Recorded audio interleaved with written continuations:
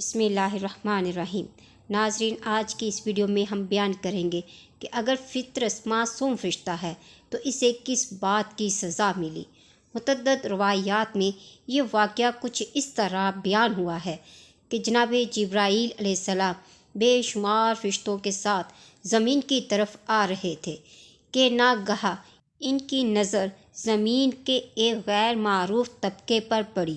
دیکھا کہ ایک فرشتہ زمین پر پڑا ہوا زاروں کی طرح رو رہا ہے۔ آپ اس کے قریب گئے اور آپ نے اس سے ماجرا پوچھا تو اس نے کہا، اے جبرائیل، میں وہی فرشتہ ہوں جو پہلے آسمان پر 70,000 فرشتوں کی قیادت کرتا تھا۔ میرا نام فطرس ہے۔ حضرت جبرائیل علیہ السلام نے پوچھا، تجھے کس جرم کی یہ سزا ملی ہے؟ اس نے عرض کی، میں نے ولایت علی علیہ السلام کے اقرار میں توقف کیا تھا جس کی یہ سزا بھگت رہا ہوں۔ میرے بالوں پر جل گئے ہیں، یہاں گنج تنہائی میں پڑا ہوں۔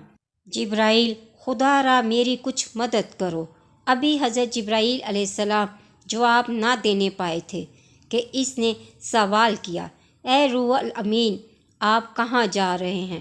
انہوں نے فرمایا، نبی آخر الزمان حضرت محمد مصطفیٰ صلی اللہ علیہ وآلہ وسلم کے ہاں ایک فرزند پیدا ہوا ہے جس کا نام حسین ہے۔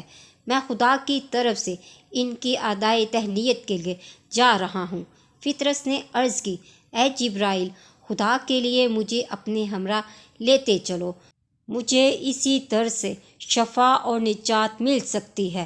حضرت جبرائیل علیہ السلام اسے ساتھ لے کر حضور کی خدمت میں اس وقت پہنچے جب امام حسین علیہ السلام آغوش رسول صلی اللہ علیہ وآلہ وسلم میں جلوہ فرما تھے۔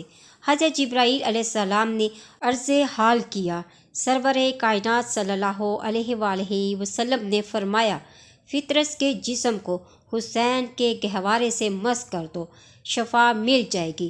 حضرت جبرائیل علیہ السلام نے ایسا ہی کیا اور فطرس کے بالوں پر اسی طرح رویدہ ہو گئے جس طرح پہلے تھے۔ وہ صحت پانے کے بعد فخر و مباحات کرتا ہوا اپنی منزل اصلی آسمان یعنی سوم پر جا پہنچا اور مثل سابق 70,000 فرشتوں کی قیادت کرنے لگا، یہاں تک کہ وہ زمانہ آیا جس دن امام حسین علیہ السلام نے شہادت پائی اور اسے حالات سے آگاہی ہوئی تو اس نے بارگاہ احدیت میں عرض کی، مالک، مجھے اجازت دی جائے کہ میں زمین پر جا کر دشمنان حسین علیہ السلام سے جنگ کروں۔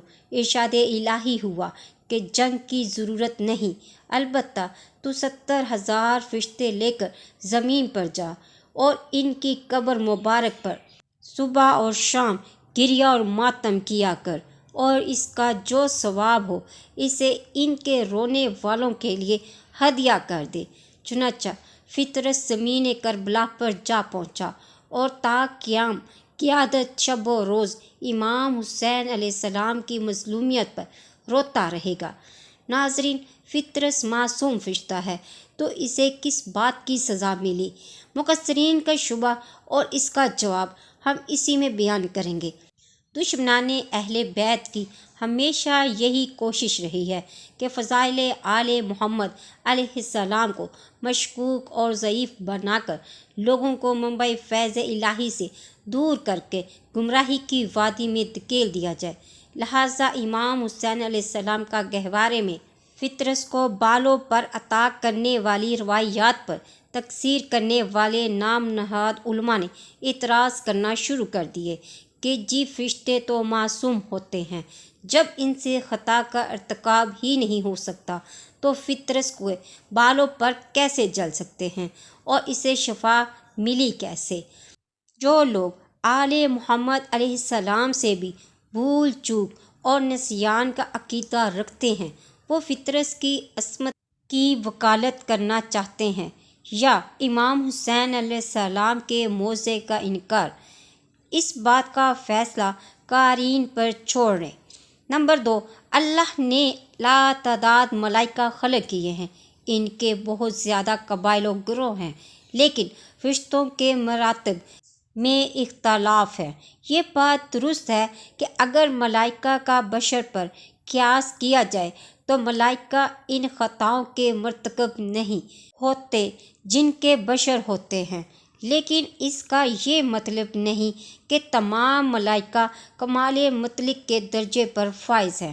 اگر فرشتے کمال مطلق پر اور غیر محدود درجے پر فائز ہوتے تو کبھی بھی حضرت آدم علیہ السلام کی خلافت پر اعتراض نہ کرتے، جیسا کہ سورۃ بقرہ میں ارشاد حق ہے کہ اذ قال ربک للملائکۃ انی جاعل فی الارض خلیفۃ، یعنی جب اللہ نے فرشتوں سے کہا کہ میں زمین پر اپنا خلیفہ بنانے والا ہوں۔ اگر فرشتے کمال مطلق پر فائز ہوتے تو کبھی یہ نہ کہتے اتجعل فیہا من یفسد او یسفک الدماء ونحن نسبح بحمد ربک ونقدس لک، تو زمین پر اسے خلیفہ بنائے گا جو زمین پر فساد اور خون ریزی کرے گا۔ اللہ نے جواب دیا انی اعلم ما لا تعلم، جو میں جانتا ہوں وہ تم نہیں جانتے۔ پوری تفصیل قرآن مجید میں ذکر ہے کہ جب اللہ نے اسما کا پوچھا تو ملائکہ کہنے لگے قالوا سبحانک لا علم لنا الا ما علمتنا انک انت العلیم الحکیم، ہم تو صرف وہی جانتے ہیں جس کا تو نے ہمیں علم دیا ہے۔ ملائکہ کا خلافت آدم پر اعتراض کرنا اس بات کی دلیل ہے کہ عالم ملائکہ میں کمال مطلق نہیں ہے۔